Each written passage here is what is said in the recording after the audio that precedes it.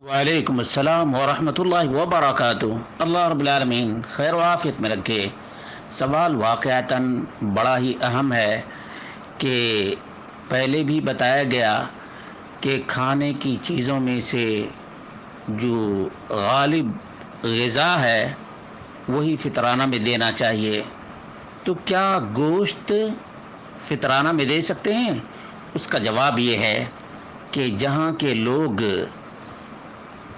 آٹا، چاول اور دیگر چیزوں سے زیادہ گوشت ہی کھاتے ہوں تو یقیناً ان کے لیے فطرانہ میں گوشت دینا جائز اور درست ہے۔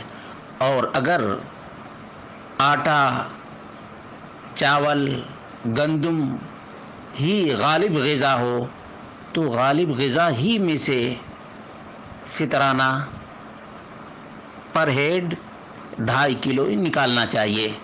اللہ رب العالمین مزید علم دین حاصل کرنے کی توفیق عطا فرمائے اور سنت کے مطابق اعمال انجام دینے کی توفیق عطا فرمائے۔